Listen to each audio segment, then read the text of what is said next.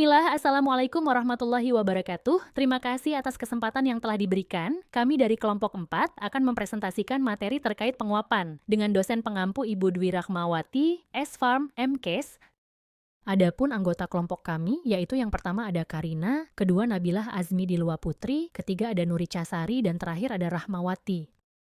Sebelum ke materi inti, kita harus tahu dulu apa sih itu penguapan. Terdapat 3 definisi penguapan. Yang pertama, penguapan adalah proses perpindahan kalor, panas, ke dalam zat cair mendidih. Yang kedua, penguapan evaporasi adalah peristiwa menguapnya pelarut dari campurannya untuk mendapatkan larutan dengan konsentrasi yang lebih tinggi. Selanjutnya, penguapan adalah suatu proses yang dilakukan untuk mendapatkan konsistensi ekstrak yang lebih pekat dengan cara menghilangkan cairan penyari yang digunakan. Selanjutnya, tujuan penguapan. Tujuan dari penguapan adalah untuk memekatkan konsentrasi larutan sehingga didapatkan larutan dengan konsentrasi yang lebih tinggi. Penguapan biasanya selalu didahului dengan proses pemanasan. Panas yang dibutuhkan dalam proses penguapan dapat disuplai secara alami menggunakan sinar matahari, atau dapat juga dengan cara penambahan uap panas, steam, pada sistem.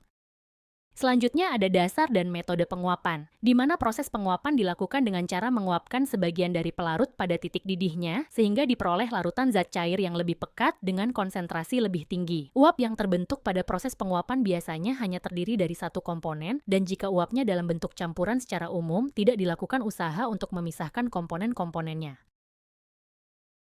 Nah, metode-metode yang umum dilakukan pada penguapan. A. Penguapan sederhana di mana menggunakan pemanasan. B. Penguapan pada tekanan yang diturunkan. C. Penguapan dengan aliran gas. D. Penguapan beku kering. E. Penguapan dengan alat vakum desikator. F. Penguapan dengan oven.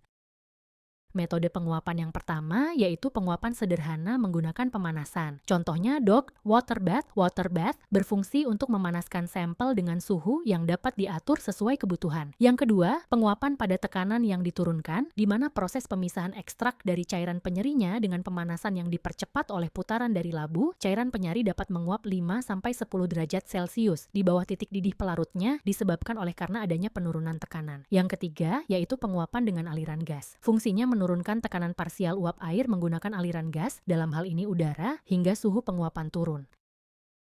Selanjutnya yang keempat adalah penguapan beku kering dengan menggunakan alat. Contohnya, freeze drying, metode pengeringan yang mempunyai keunggulan dalam mempertahankan mutu hasil pengeringan, khususnya untuk produk yang sensitif terhadap panas. Yang kelima, penguapan dengan vakum desikator, di mana desikator terdiri dari panci bersusun 2 yang bagian bawahnya diisi bahan pengering, dengan penutup yang sulit dilepas dalam keadaan dingin. Dan yang terakhir, penguapan dengan oven, di mana pelarut yang terkandung dalam suatu bahan akan menguap bila bahan tersebut dipanaskan pada suhu 105 derajat Celcius selama waktu tertentu. Selanjutnya, faktor-faktor yang mempengaruhi penguapan. Yang pertama, suhu, di mana suhu akan mempengaruhi kecepatan penguapan. Semakin tinggi suhu, maka penguapan juga akan semakin cepat. Di samping itu, suhu juga berperanan terhadap kerusakan bahan yang diuapkan. Banyak glikosida dan alkaloida akan terurai pada suhu di bawah 100 derajat Celcius. Selanjutnya, terdapat hormon, enzim, dan antibiotik memiliki kepekaan terhadap pemanasan. Untuk itu, pengaturan suhu sangat penting dilakukan agar penguapan dapat berjalan cepat, dan kemungkinan terjadinya peruraian dapat ditekan sekecil mungkin. Untuk zat-zat yang peka terhadap panas dilakukan penguapan secara khusus, misalnya dengan pengurangan tekanan dan lain-lain. Selanjutnya ada waktu penguapan, di mana penerapan suhu yang relatif tinggi untuk waktu yang singkat akan mengurangi resiko kerusakan zat dibandingkan dengan suhu rendah pada waktu yang lama. Kemudian, kelembapan, beberapa senyawa kimia dapat terurai pada kelembapan tinggi, terutama dengan adanya kenaikan suhu. Beberapa reaksi penguraian, seperti hidrolisa, sangat membutuhkan air sebagai media untuk kelangsungan reaksi hidrolisa. Kemudian cara penguapan, di mana konsistensi atau bentuk dari hasil akhir yang diperoleh setelah penguapan sangat mempengaruhi cara penguapan yang akan digunakan. Penguapan secara destilasi akan menghasilkan produk akhir berbentuk cair atau padat, sedangkan penguapan yang dilakukan secara lapis tipis akan dapat menghasilkan produk berbentuk cair. Yang terakhir ada laju alir umpan, di mana proses laju alir umpan yang terlalu kecil atau terlalu besar akan mengakibatkan proses penguapan tidak berjalan secara efisien. Untuk itu, laju alir umpan diusahakan agar tetap konstan. Selanjutnya terdapat alat-alat yang digunakan dalam penguapan. Yang pertama yaitu rotary evaporator. Teman-teman bisa melihat gambarnya di sebelah kanan. Nah, rotary evaporator salah satu alat yang sering digunakan dari berbagai penguapan, di mana alat ini merupakan alat yang biasa digunakan di laboratorium kimia untuk mengefisienkan dan mempercepat pemisahan pelarut dari suatu larutan. Rotary vacuum evaporator merupakan suatu instrumen yang tergabung antara beberapa instrumen yang menggabung menjadi satu bagian menggunakan prinsip destilasi, pemisahan. Vacuum evaporator berfungsi untuk menurunkan tekanan suatu cairan, sehingga titik didihnya menjadi lebih rendah dan titik didih aslinya. Prinsip kerja dari rotary evaporator adalah menurunkan tekanan dari suatu pelarut, sehingga dapat menguap pada suhu yang jauh di bawah titik didihnya. Pemisahan ekstrak terjadi akibat adanya pemanasan pada suhu rendah dalam suasana vakum dan dipercepat dengan perputaran labu. Pemanasan dan perputaran labu dalam kondisi vakum inilah yang mengakibatkan pelarut dapat menguap 5-10 derajat Celcius di bawah titik didihnya akibat penurun.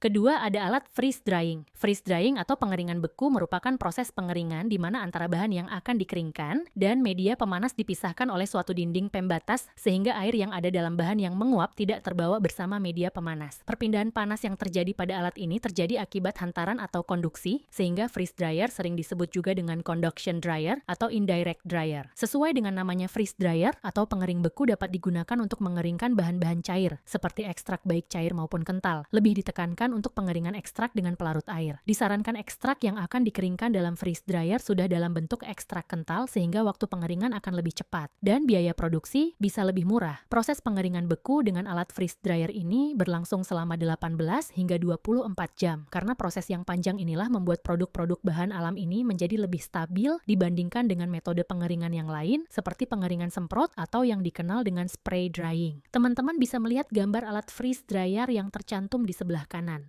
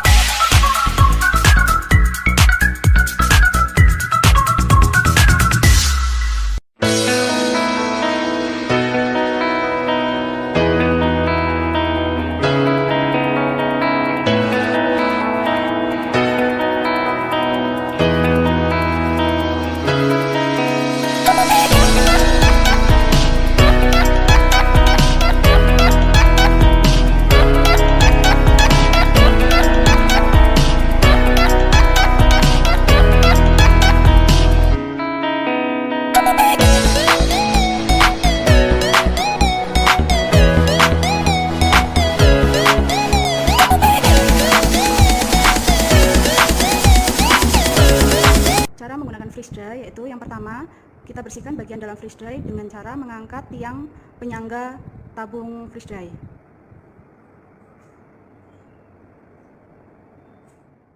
Kemudian kita angkat juga bagian ini, kita buka keran air yang ada di bagian alat.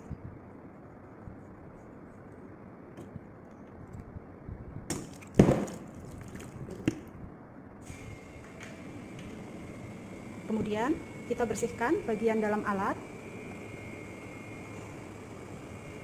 dengan menggunakan tisu. Jika bagian dalam sudah kering dan sudah bersih, kita tutup bagian depan alat tadi.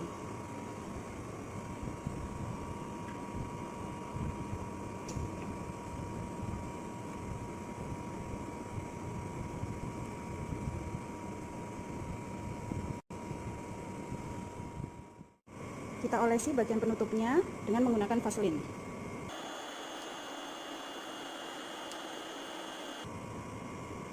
Jika sudah merata, kita tutupkan lagi ke bagian atas freeze dry. Pastikan 3 bagian ini tidak menutup lubang yang ada di bagian alat freeze dry ini. Bagian penyangga tabung juga kita oleskan vaselin di bagian bawahnya. Lalu kita pasangkan di bagian atas. Jangan lupa untuk mengencangkan bagian yang ini. Setelah alat freeze dry siap digunakan, kita nyalakan tombol power yang ada di bagian belakang pompa vakum.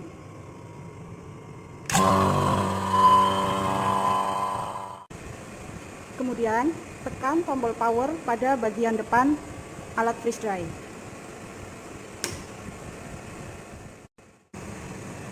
Tunggu layar ini menunjukkan angka minus 50 derajat Celcius. Setelah itu, kita baru bisa memasang tabung freeze dry di bagian ini. Tabung sampel yang telah diberi vaselin di bagian atasnya, kita hubungkan pada karet yang berwarna biru ini. Kemudian kita putar bagian putih ini ke arah bawah. Setelah itu, proses freeze drying bisa dimulai. Ini posisi tuas ketika sampel telah masuk. Jangan lupa untuk menutup tabung sampel dengan menggunakan aluminium foil. Itulah tadi materi dari kelompok kami, adapun kesimpulan yang dapat kami simpulkan adalah metode penguapan sangat penting dalam fitokimia, karena memungkinkan pemisahan dan pemekatan senyawa-senyawa fitokimia dari sampel tumbuhan. Proses ini krusial dalam isolasi, identifikasi, dan analisis senyawa-senyawa aktif, serta dalam pemurnian ekstrak untuk aplikasi farmasi, kosmetik, dan industri lainnya. Dengan menghilangkan pelarut, metode penguapan menghasilkan ekstrak yang lebih murni dan terkonsentrasi, yang penting untuk penelitian lebih lanjut dan pengembangan produk. Mungkin itu saja dari kelompok kami. Terima kasih atas perhatiannya. Wassalamualaikum warahmatullahi wabarakatuh.